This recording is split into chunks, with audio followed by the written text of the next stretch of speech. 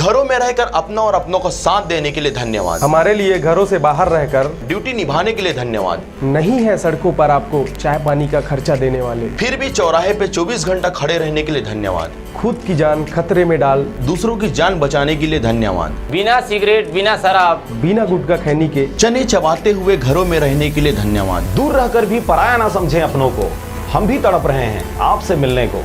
शासन की सारी निगाहें आपको लाने पर हैं। बहुत जिम्मेदारी है राज्य के जिम्मेदारों पर।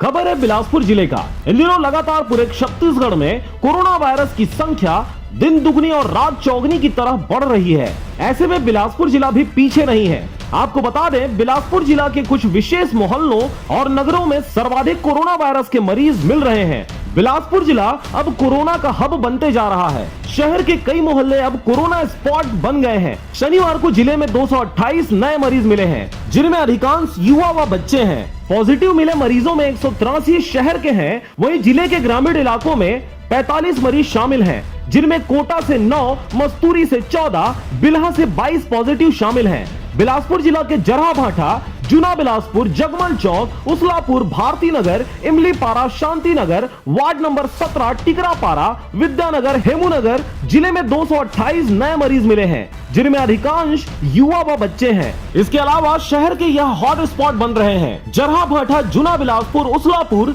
भारती नगर, टिकरा पारा, विद्यानगर, हेमूनगर, सरकंडा, कुदुदंड, तेलीपारा, रेलवे कॉलोनी, वैशाली नगर, चिंगराजपारा, तिफरा, सिरगिट्टी, यदुनंदन नगर, गोड़पारा, कतियापारा, 27 खोली, महिमा नगर, इन जगहों पर लगातार कोरोना मरीजों की संख्या बढ़ रही है। आवश्यकता है ऐसे में शासन की गाइडलाइंस का पालन करें, सोशल डिस्टेंसिंग के साथ साथ घर से अति आवश्यकता होने पर ही निकलें, अन्यथा घर में ही रहें, सुरक्षित रहें। इन्हीं सब समस्याओं को देखते हुए जिले में पूर्ण लॉकडाउन घोषित किया गया है। इस दौरान फल फूल सब्जी बाजार सब कुछ बंद पड़ा है।